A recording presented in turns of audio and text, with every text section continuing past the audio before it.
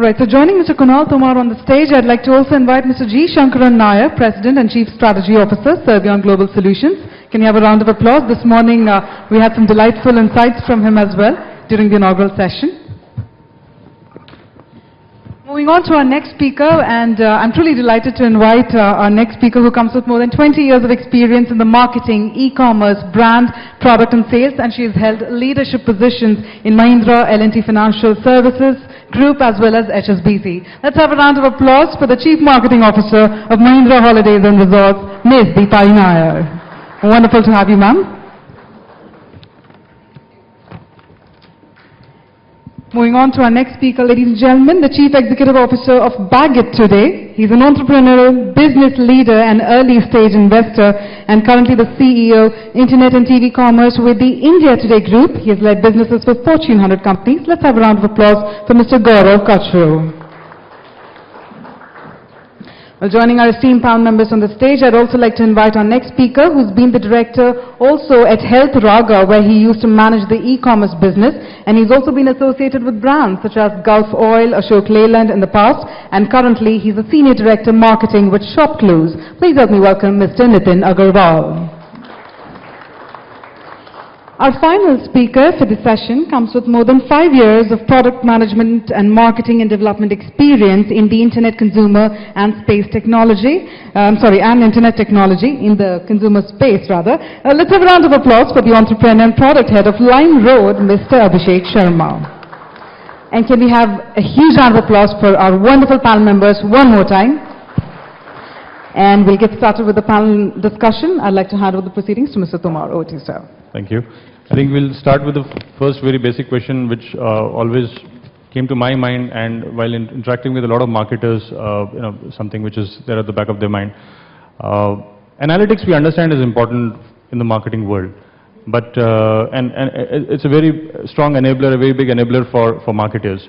But big data per se, is it an imperative? Is it something that is an absolute necessity to have big data in the current changing trends in the world? That is something which I would like to put to the panel. Before the session, I was interacting with Gaurav, and Gaurav had certain views on this. So, Gaurav, could you enlighten us? I don't know about enlighten, but I do have strong views on the subject. But fundamentally, all I was saying is that, the nature of information that we gather from an e-commerce or a shopping perspective is typically personal information or specific to our site, right? Whereas typically when you speak of big data, you talk of, data which is tremendous in volume and variety and complexity, right? And typically it's sourced across open sources, so across the web sphere at large. And then you correlate it to what is relevant to us as a business. I don't think any e-commerce player today is anywhere close to using big data for the customer interaction engines. I think there is a lot of analytics work that is going in, and we were speaking to Lime Road as well, and I know Snapdeal does it, I know Flipkart does it. There is a lot of analytics that is happening, but it's considerably simpler than big data applications today. Tomorrow, when the size of data grows to enormous volumes and maybe complexity increases, maybe life will simplify itself. But today, between the privacy norms and relevancy, I don't think big data is necessarily easy to use in these applications. I think just one comment there, Kunal, in the context of how legacy businesses, have happened, which is slightly different from the e-commerce businesses, I would say. So, on one side, you can put, let's say, the FMCG in the consumer durable businesses who actually do not have transaction relationship at all, with their customers eventually, barring the service maintenance contracts, okay? And then on the other side, you have this whole service industry in the institution. So if you look at banking industry, for example, specifically, I'm referring to them, or if you look at, companies such as ours who has, 25-year relationship with our members, then what has happened is you're not gone seeking big data. However, the wealth of transactions that you have, and imagine looking at a bank specifically, that it's landed on your plate. And I think, yes, all of us are, especially the marketers, are looking at the analytics end of doing, segmentation, targeting, and, revenue earning. However, I think the opportunity is perhaps there. And I agree with you on the comments on the e-commerce side, because, also when you start getting into things like predictive modeling and so on and so forth, you require a huge time series data for you to be able to do that. So at Club Mahindra, our data is not so big because we have 1,83,000 members. However, I think the wealth of data lies in the fact that on time series basis, we have data going back to quite a few years, and that gives you an opportunity, to really use it. But yes, analytics is really the front end. There I agree with you. So I think one thing that is coming out is the depth of the data. And I think to add on to the depth of the data, for example, the instance wherein a 20-year, 25-year-old organization will have tremendous amount of data, and that kind of, especially banks, for example, I've seen banks in the first week of the month, they crunch a lot of data to give it to the sales team, the business development team, to go out in the field and then target the people right. And it takes a lot of time to run that data. It takes at times 2 or 3 days to run that data, and only on the 3rd or 4th of the month do you make it available to the business development team. That's where the size of the data crunching probably could be a reason for doing it. The other thing that comes to my mind is the future in terms of the rise, because the stats that we get in terms of the rise of data and the number of inputs that are coming through, they're going up. So, Shankaran, could you from a perspective of data which is legacy and old data and the trends that are happening in the current scenario with so many new channels coming and so many sources of data, how do you see big data as an imperative? So let me connect back to where I started this morning. I don't know how many of you were in the room in the morning, and put this into some kind of a perspective here. And I'll eventually get to answering Kunal's question as well. Let's look at legacy data. Let me use that word. From where I'm sitting, if I'm the consumer, the question that remains unanswered in my mind is, big data actually is a very technical term. Big data does not mean large size of data. It's a technical term. I don't pretend to understand it beyond what I've read, but I understand what Gaurav was saying, which is that in the classical technical definition of big data, I don't know how it can be applied now. The point I want to make is that in the last 10 years, organizations have had significantly larger amounts of data. I'm not using the word big data. Larger amounts of data about me as a consumer. I really want a show of hands in the room to tell me, all of you as consumers now, has that been used in a way that made you feel like a wanted, friendly customer? Yes or no? Everybody, yes, put up your hands.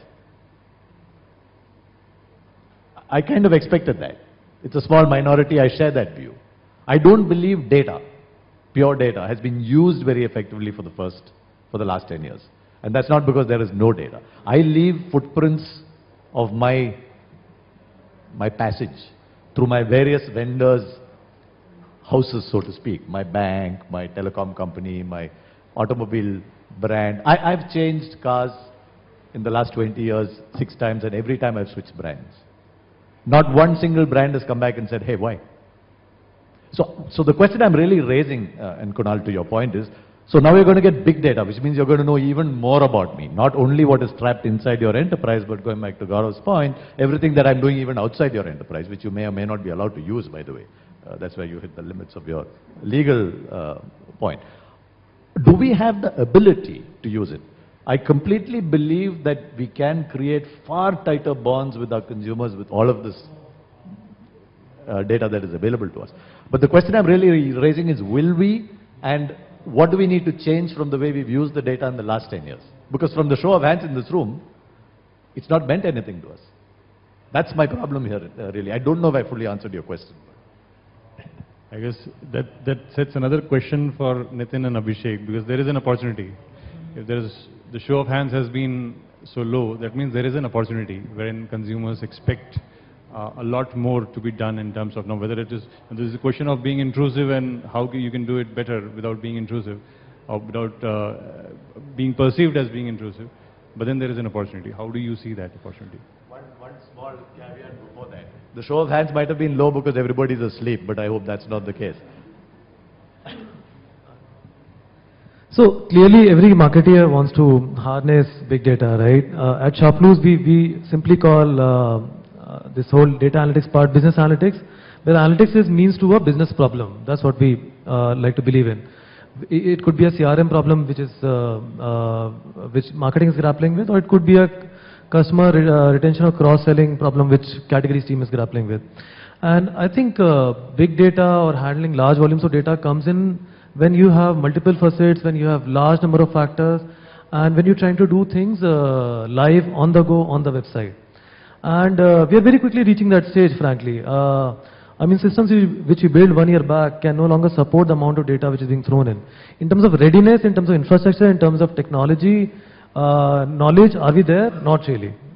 And I think that's where things have to mature.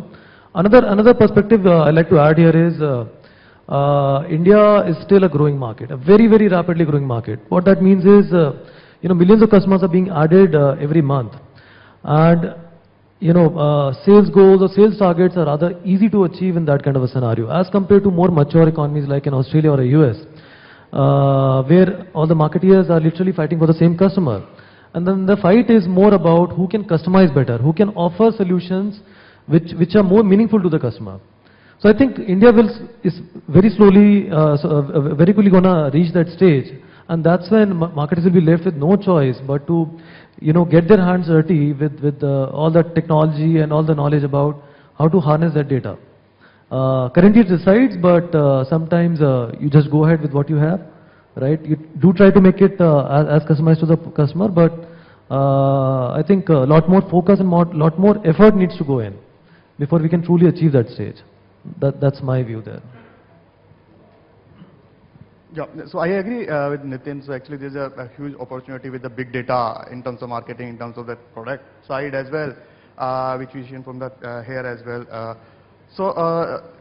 The whole, actually if you know your customer better and give them a right product, right content to the customer, that always help, and that's how actually customer will react on that. And big data definitely will play a big role on that. If you actually customize your website within a personalized way, not website itself, you customize your every channel which you are talking to or keeping touch point with your customer. If you can actually personalize that will make a difference. And I agree also with the Gaurav that nobody is currently doing with the big data technology. In LimeRoad, in other companies as well, we are building a system to make analytics happen, to make reporting happen, and we also see the data, and that we make a correlation, we make a hypothesis, build upon those data and make a decision point on that. So it's not like having on a real-time basis and not having on a personalization, but it gives us a visibility around the data in the system. And big data definitely will come in picture when actually you have a very large unstructured data which is not coming from your order transaction, which is not coming from your browsing history. It should be coming from your social page, from other social sites. It should be coming from other open web, and you capturing all the data in a single place. So yeah.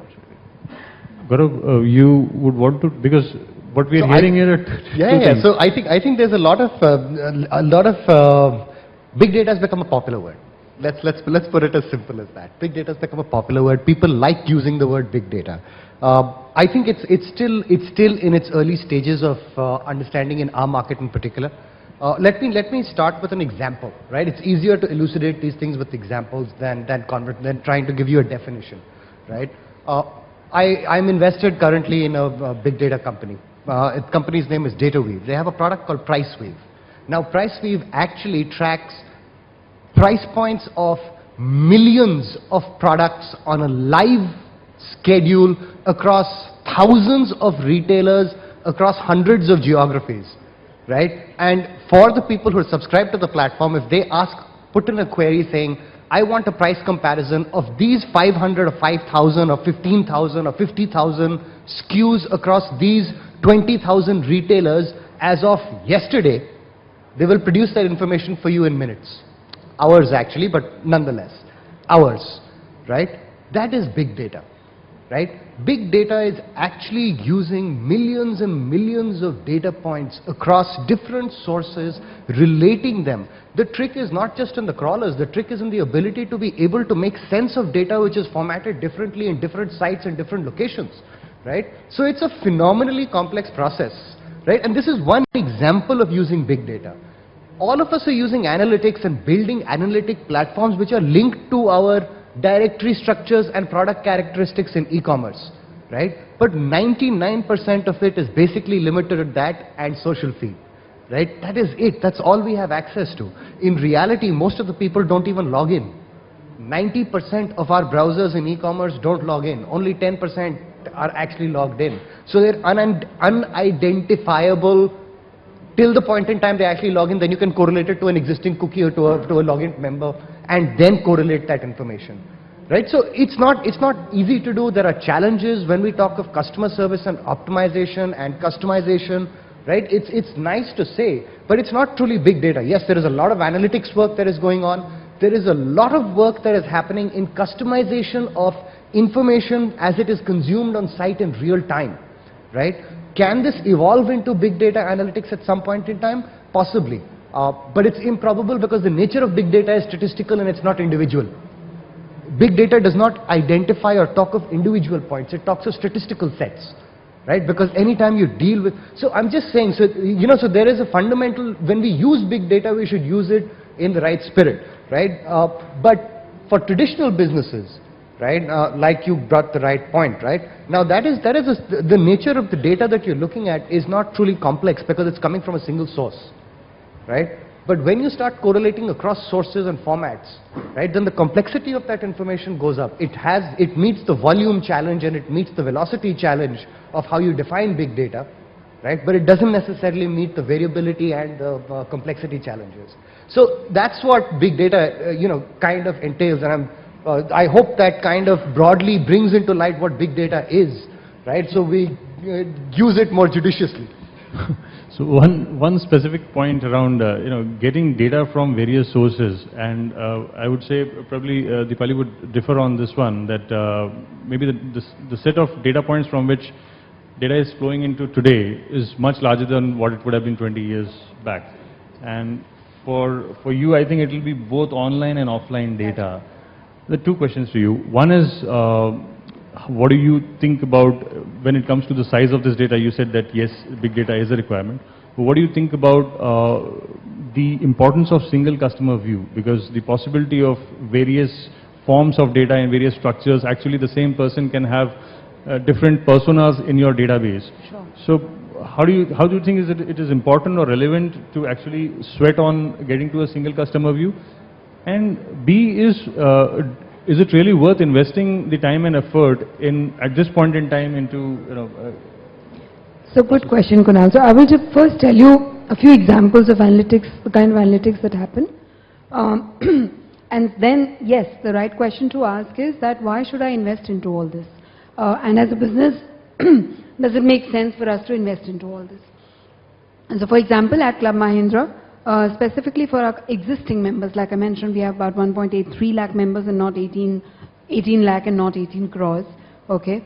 So that's an advantage that we have in terms of this size of the database being small, which means I can outsource a lot of services and a lot of analytics, which we do, interestingly for us. What we are currently able to do, for example, is because we have their transaction history with us over the years, we know exactly where they've holidayed, how they've holidayed and what they've done. We are actually able to suggest to them where they should holiday the next. Now, why is that important to us? Understand the business that we are in. We have a finite number of resorts which we are growing every year, of course. However, at any point of time, if I were to ask anybody in this room, you would all want to holiday. Let's say if you have children and our target audience is families with children. If you have children, you all want to holiday when they have their summer holidays or school holidays. And you'd all want to holiday in the most popular destinations, right? However, not all destinations that they have are the most popular ones, they are the newer ones. And we also want to fill those rooms when the school holidays are not there, right? Which means that we do a job of actually reshaping the demand amongst our audience. On the basis of where they've holidayed in the past, we suggest to them where they should holiday next, when they should holiday, and we're also able to personalize this information for them. And we've seen huge benefits out of personalization. When we started this project 3 years ago, we weren't able to personalize. Last year, we started personalizing the whole effort in terms of exactly, where you've holidayed down to the names. The subject lines are with names and so on and so forth. And yes, there is a lot of merit in looking at how you do the subject lines. It's immensely popular. Today, we are able to therefore reshape 15% of our room usage depending on where we want it versus where the customer would have wanted to go. And that's a huge ROI benefit that we get. And that is the second question. And when Shankaran spoke earlier about, building engagement with the consumers, a lot of the times marketers fail because the end objective is just engagement, and that the boardroom and the CFO is not able to translate into ROI. The moment you can translate the engagement into ROI, then the investment into a project is never a problem. However, I think a word of caution. If you don't have 18 crore members, just like 1.83 lakh, I don't think you need to invest into technologies in-house. I think it is possible for you to outsource. And if you're starting your journey in the analytics space and marketing analytics space in general, I would anyway specifically recommend work with partners who are willing to, do this for you so that you taste, you realize what benefits you can derive out of it, and actually build a business case internally for investments into technology and platforms which will deliver. But telecom is another space apart from banks, which are doing fantastic job in the space of using big data and actually linking it to ROI. So there are some of the other people who are already using it and investing into platforms where big data usage is happening, to answer what Gaurav was talking about. I think one very pertinent point here, lot of the e-commerce organizations as well as even offline retail are investing in analytics. The question is, how much do you invest, and how many people do you invest in, what platforms do you invest in? As Deepali very rightly said, that it's important to start off. Maybe by outsourcing a few of these activities, what you're doing is you're actually testing the waters. I was reading somewhere in a book, one of the chapters said, if you are going to fail fast. Design for measurement. So if you go with an objective of actually... And Kunal, fail small. and fail small, yes. So when you're testing, you can always afford to do that. It's only when you've not tested and gone all out on gut, that's where things go wrong. So one thing that comes to my mind is, I am a consumer of Club Mahindra, and before that I had been a prospect for a very long time. I believe above the 1.8, you must be having humongous amount of data which is being collected. What about that? That's a misnomer, data being collected.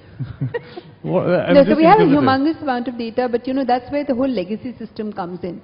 See, what happens in India, unlike the West, where, Gaurav was giving an example, is that there are offline databases which are available for you to do a match-up with the data that you have. And if you look at the US, for example, just the social security data, and because they have very strict controls on the profiling information available on, US citizens, companies are able to do a fantastic job of doing a match-up and then actually, rolling out their campaign strategies. Now, that's an advantage we don't have in India. That is also going to get more and more into the privacy issues. So, for example, I may be sitting on a database which is, let's say, 1.25 crores in numbers of prospects. They may be phone numbers and email and, let's say, personal addresses. However, not much more is known about, those numbers. And that is where the opportunity is. The only issue there is, again, starting small to seeing what you can do with it and the ROI that you get out of, an effort like this. And the ROI there is perhaps long term, and that's one of the things that we're trying to work upon. But I think most companies prior to 2009 hadn't even heard the word big data, hadn't even focused on collecting good data, hadn't even focused on having your databases in a manner, barring financial institutions and, telecom companies who by virtue of them being the way they are, who managed to collect it. Clearly, most other companies weren't focused on that. So if you see the older databases that are available with the companies, they're either offline or not well collected, or they have a lot of errors, or they're very patchy. So I think that's where the challenges lie for marketers. So building the database first becomes an effort, and the ROI of that is going to be in the third financial year, and that's a huge challenge.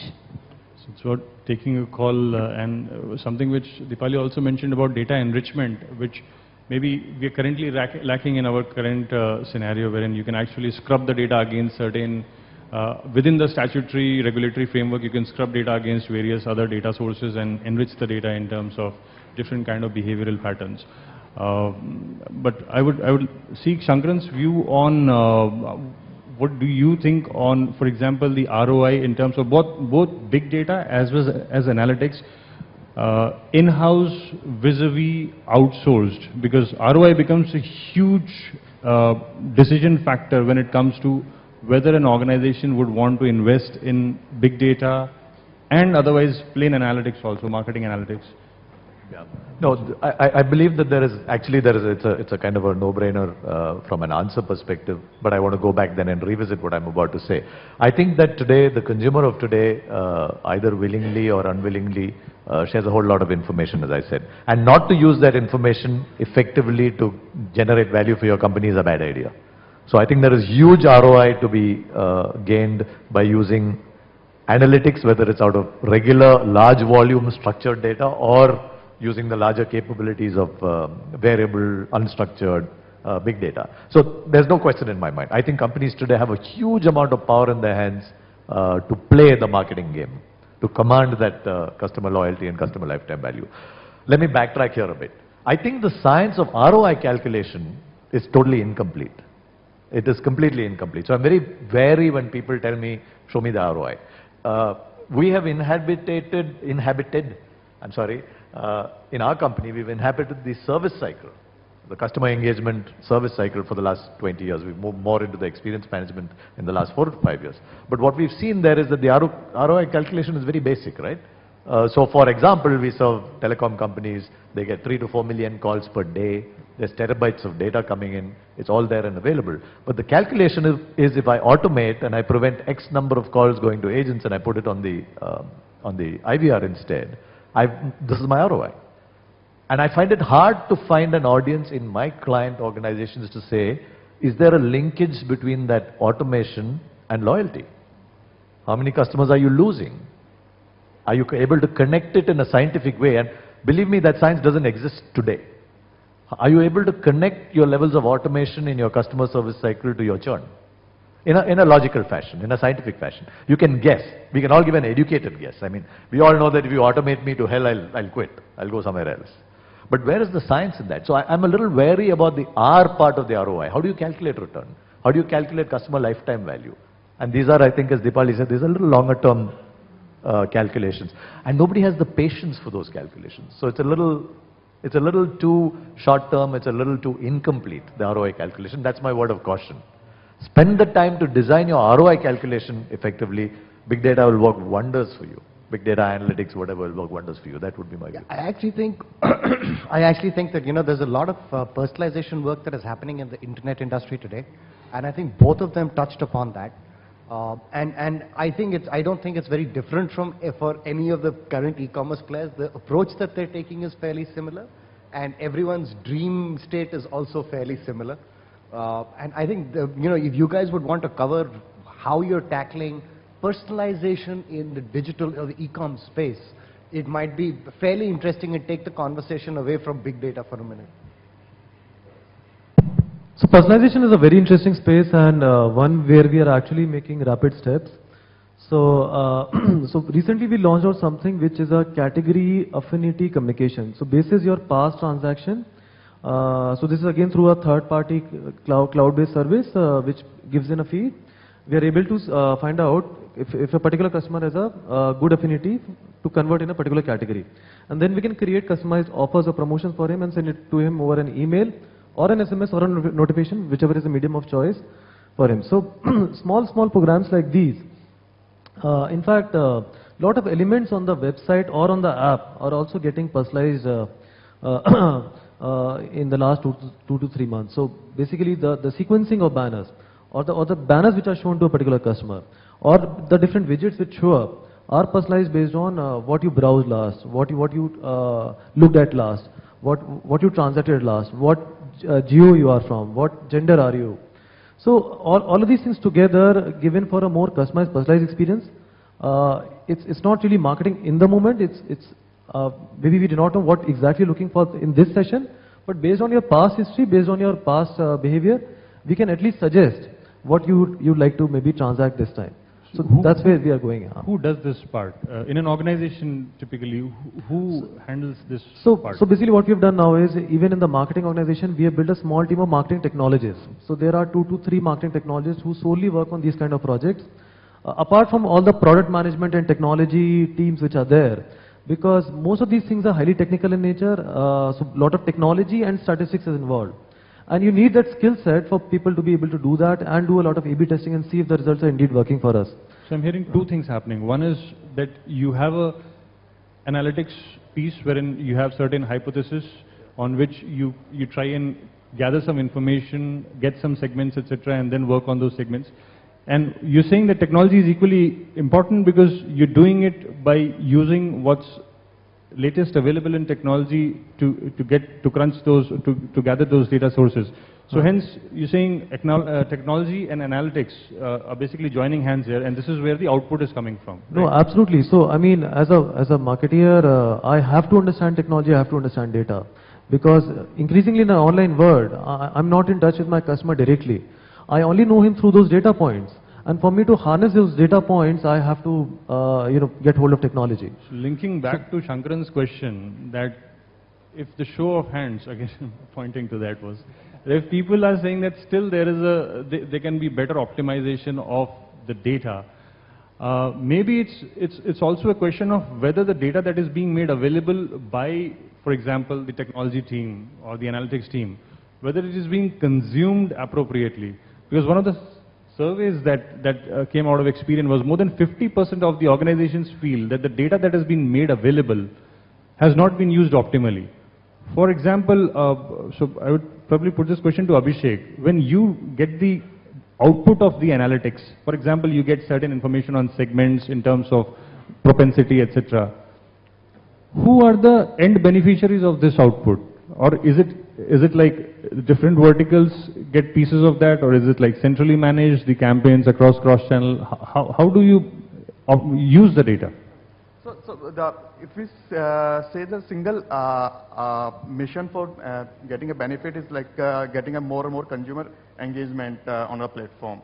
So that's how we build it. We have built it, and we have set up a data scientist team and for this actually. I'll give you an example of the personalization how we do it, and I agree actually everybody do the same science. So we started with the category affinity, then we capture other data as well, and everybody else also capture the data. Everybody in e-commerce also doing the same thing for personalization. So personalization means basically that we show different homepage for different user, different feed for different user. That's how personalization works. What actually needs to be solved in the future, actually, when you say that is the category affinity is only that one data point? No, that is not a data point. Then then the big data will come in picture. So it will read data from your browsing behavior. It should read data from your email campaigns as well. So I am a user who might be browsing clothing category on a web desktop. Or on a web, while I'm opening your home emails. So that data should combine and make sense for the user. Sure. So this thing should come in a picture. This is the input that we are talking about. But what I wanted to understand was So Kunal, the output. How do you use it? Yeah, I just want to give you an example. So let's say I'm a consumer. I've used the same credit card for the last 15 years. They know me really well. They know exactly where I shop. My year-on-year spend has gone up. They love me because they very often waive off in case my check reaches, late to them. And sometimes when I make a demand, which probably is not the right demand to make, they sometimes agree to that also. So I know that I'm a valued customer. However, they've never sent me a customized discount coupon. Now understand why. Understand the way their business is configured is that there is some one marketing person who's focused on generating, the offers for customers, right? And there is an attribution problem, which is that if he manages to generate a customized offer for me, inside the organization, they will never know what was the exact result of doing it. And I also know that the effort and the cost which goes into putting out a customized offer to a single consumer is going to be very high, right? So that's where this whole effort just drops down. Otherwise, the credit card companies are sitting on the best of data to know exactly where I'm buying and what I'm buying. But they've never managed to send me a discount coupon in my favorite restaurant where I go, at least once in 15 days, and they know I go there. And they know exactly my amount of spends also over there. That is the issue. Who in the company is charged with doing it and what resources are available to that person, and if that person does it, how will you do the attribution that because of this effort, the overall ROI or profits went up? I think from channel attribution, one thing came to my mind, that was the favorite child syndrome. Typically in an organization, you have the most favorite channel. For example, in FMCG, print and TV happen to be the favorite channels. Whereas in certain organizations, digital banners, and in some places email becomes a favorite channel. So channel attribution is one critical part of it. Yes, it has to be measurable, and the way the data is used is, so where you can see an ROI, you start investing there. But in terms of, again, what I'm talking about is, are there silos in organizations, a separate marketing team for email, for social? I think it's a great point, and it goes back to both what Abhishek and Dipali were saying. I think first and foremost, we need to understand that there are two elements to this analytics, this personalization analytics. The first piece is automated and algorithmic. What Abhishek is talking about is algorithmic. It is not genuine individual customer specific. It is based on a set of browsing behavior, right? And rules, but it is algorithmic. There is no one who needs to look at it. You need to write the code once, your management needs to agree with it, and basis that code and basis the tagging on your sites, right? That algorithm will present relevant products which are trending at that point in time. It cannot be static in its nature, because what was happening yesterday may not be happening tomorrow. Right? So I think first thing we need to understand is it's not all physical, right? The second piece where we're talking about is when you use that data for campaigns and how that information is captured for campaigns, right? And there, let me caution you that 90% of that information is unrelatable, because 90% of your browsers have not logged in. Only 10% of your browsers have actually logged in at some point in time, and that information is therefore getting captured in their browsing histories along with their email ID, right? So fundamentally, that's why I keep saying that, maybe in 2 years from now or 3 years from now, that information will start getting more complete, right? And our ability to use that information from a campaign management perspective will continue to rise, right? But today, the interesting thing is that we've gone from looking at transactions to predictive behavior like browsing, right? So I may have bought insurance last month, I don't need it this month. So if you're going to give me offers based on my insurance last month, for the next 12 months, you're going to give me nothing that's relevant, right? So the really important message that's happened in e-commerce is that they've gone from looking in the rear view mirror to finally looking out the vertical front view, right? So they're using their windshield for the first time, right? I'm being very honest, right? And actually, if you look at retail, right, this is the closest replication of the offline world, where you're browsing a section and someone comes up and says, "Can I help you, sir?" Right? So the fact that this has been achieved or is starting to get achieved in the digital world is a significant piece, or a significant step forward, right? Second, third, let me come to the attribution piece that, or the customization piece that Dipali spoke of, right? At the end of the day, if we try and create individual level customizations, right, the permutations and combinations will be impossible to manage, right? You have to treat that data statistically. So if a Dipali is of a certain type of customer who enjoys a certain type of restaurants in a certain location, there can be an offer created for her because there are 5,000 Dipalis in that city. But if Dipali enjoys one particular restaurant, it is impossible for any business not to look at the data statistically. But just to add to this, there's this quote of Ram Charan that the best segmentation would be when the smallest segment is boiling down to one single individual. So if the customer is willing to pay for it. Yeah, actually. So If the business is willing to pay for it. right. I think we've run out of time, but one particular point which Gaurav specifically made was, we're looking at automation and algorithms. What's important is that we are able to actually collect data from various sources of data inputs. We're able to run analytics on that, and we're able to give a real-time experience to the consumer through the channel which the consumer is expecting to be touched upon. We might, in our marketing castles, we might decide that this is the way the consumer wants to be touched upon. Whereas in reality, the experience could be the expectation could be very different from in a consumer's mind. Whether it was browsing behavior, or whether it is through applications which are becoming a very attractive proposition for most marketers today to have an app of their own, whether it is email marketing, through SMS, social. So it's important to basically have the most optimal level of communication with the customer using analytics and big data. So these become secondary to it. More important is the question which Shankaran had asked. Are we doing justice in terms of optimally reaching out to the consumer by way of the data that is already with us and what we can reach out to and get into our ecosystem? Right. Thanks a lot, and thank you so much, all the panelists here. And I think we can throw this to questions, any questions that our audience has. I know it's lunchtime, so it's only we who are coming between you and your lunch. Hi, I'm Anangsha. So, you guys have been talking about how so far we haven't been able to harness the data, and, where there's a need to harness it more and more and more.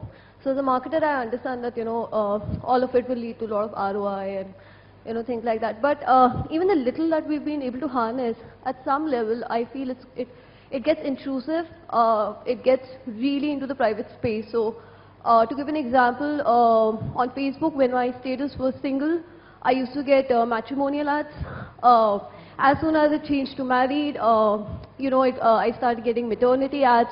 So at some level, I think it's really, really intrusive, and I really fear the day when we'll be able to use this data completely, because we really need to draw a line, and as a marketer, where to draw that line. So yeah.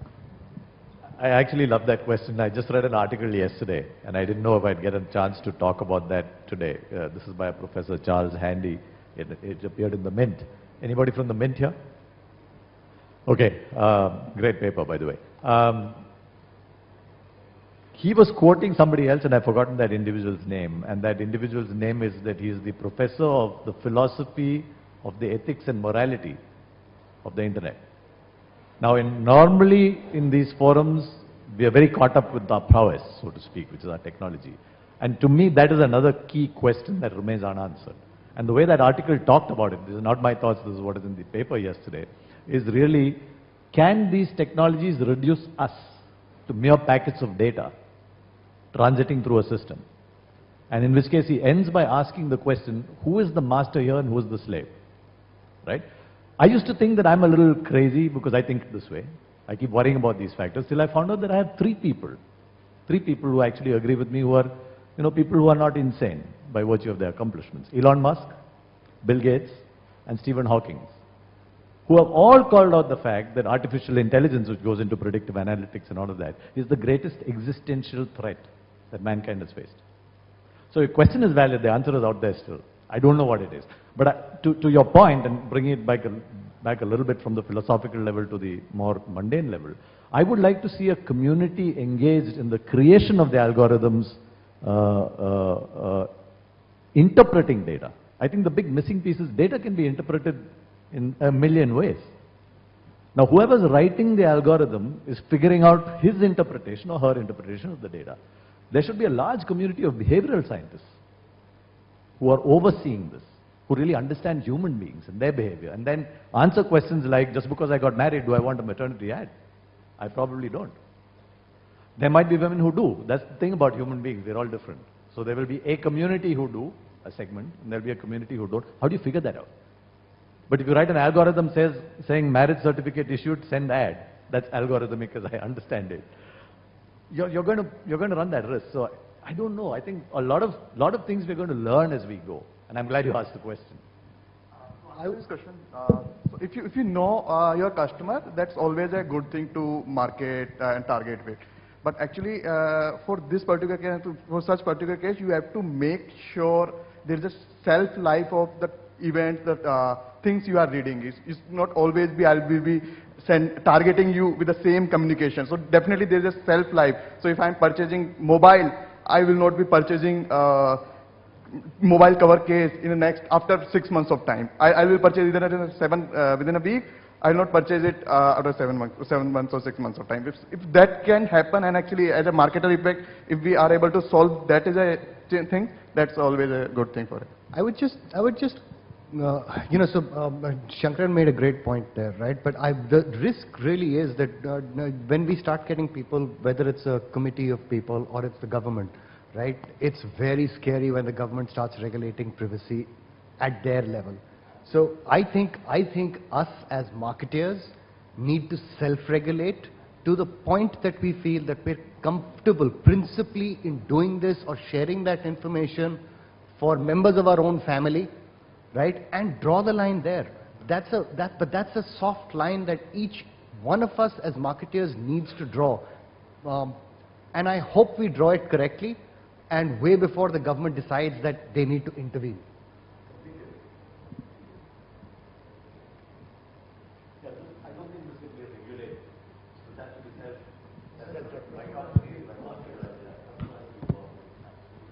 Any further questions, ladies and gentlemen? We have room for one more question.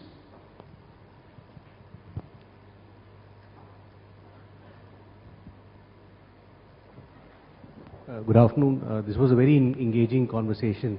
I think all of you talked really about a lot of big data analytics around customer data. But could you throw some light on how are you really looking at, or are you securing that data? I mean, at least we've seen a lot of data breaches with retailers in the Western world and the kind of consequences which they face. So is there a point of view, a thought, a strategy behind that? I mean, or is this really important for you or not?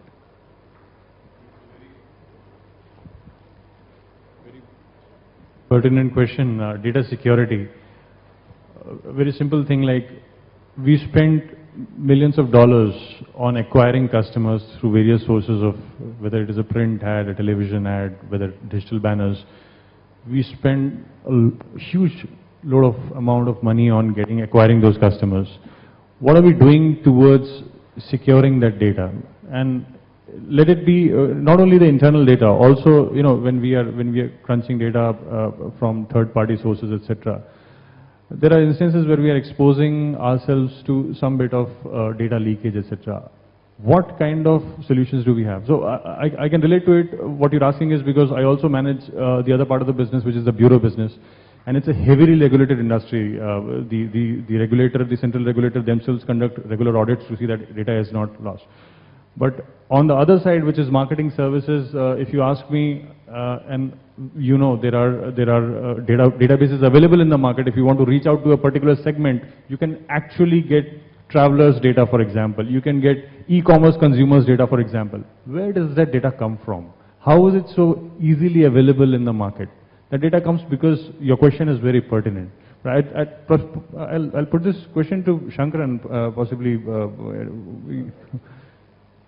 From what I'm reading, and I said at the start of the session this morning that I'm not a techie, so take it at a late term. My understanding from what I'm reading is that it's going to play catch up. I think the drive on the big data and analytics side is way ahead of the security concerns. And people are just beginning to talk about how do we securitize this data. And you're absolutely right. The kind of data theft that is happening today is scary because, what was it, 27,000 personal records stolen from the Defense Department in the United States? Hacked? Now you would expect, and that's a government entity, you would expect them to have massive data security. Got hacked. So what I think will happen is that it will get worse before it gets better, to answer your question. We'll solve the problem. Security is like anything else, and the technology industry has never wanted for talent or brains or intelligence or the ability to invest. But I think it will come after a few outages. That's my view. Does anybody who's a little more literate wants to add to that? I'm not. The question is fairly complex in its nature because the types of data are fairly different in an organization. The good news is that from a marketing perspective, right, and you know, we basically have today 99% of our databases in the online space are email ID, username, password, and any limited transaction history that we have, right? That's the truth of it. Okay, we are now developing deeper data, right, which is barely, I think, you know, the best of them would be 1 year old at best. I think, you know, so there is this new set of data that will get created. I'm speaking to the marketing services side so that we limit the question in the time that we have, right? As we start collecting more personal information, right, which a person may not have revealed in the public area, right? For example, what he's browsed, right? Let's just say Shop Clues has a category on sexual wellness, right? Someone may not want his transaction history or his browsing history revealed on those parameters, right? Then what happens, right? So yes, today we are not, I don't think we're we're geared to the degree that we should. I think privacy concerns are not only at our own individual levels. I think it's also with the entire value chain that exists below us. 90% of the data leaks that have happened in this industry have happened through vendors of e-commerce companies than the e-commerce companies themselves. I know call centers are a rampant source of data abuse in this country. So it's not just, so until the courts actually start holding people accountable and put in place more stringent guidelines and norms. I as a company know a particular call center that has violated my information and sold their employees have sold my data. I am aware of that. But I still will not I will not go to court and fight for 10 years to get a 10 lakh rupee remuneration. Right? Till there is a strong set of information. Luckily, the only good news is that as marketeers, we have realized that in the past couple of years, that the information that we're starting to capture is more sensitive as we move forward. The historical information is fairly sparse in its nature, right? And most of it can still be contested as available in public space, right? I think that's my perspective on it, but I'm really hoping that the government steps in one of the rare places where I hope the government steps in and at least defines and drives something, gives the judiciary something to hold people accountable with. Yeah, I agree, and I thought since it's lunchtime I can tell you a joke which I was sharing with I think Gaurav or Dipali just a few minutes earlier. So this guy calls up to order a pizza, and the pizza delivery guy, Domino's or whoever, picks up the phone and this guy says, I want this pizza, and the agent replies saying, you've got a cholesterol problem, I can't give you a pizza. And so this guy's going like, what? And he says, furthermore, you're on medication and you have not ordered your medicines for the last 30 days. So please go back and order your medicines and don't call me again. That's the potential outside of inclusive. That's a joke circulating in the industry.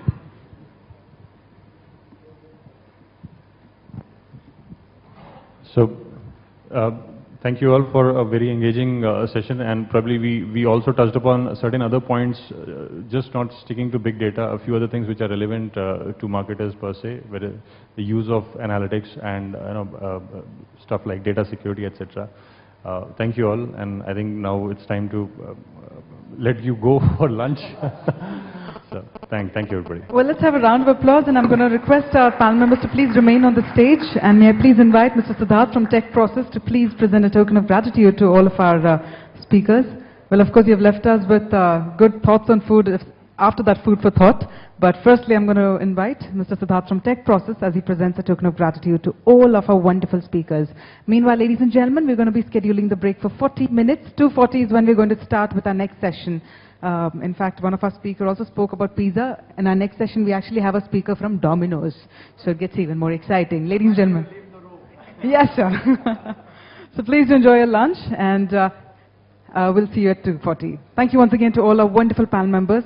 Thank you, gentlemen. Thank you, ma'am.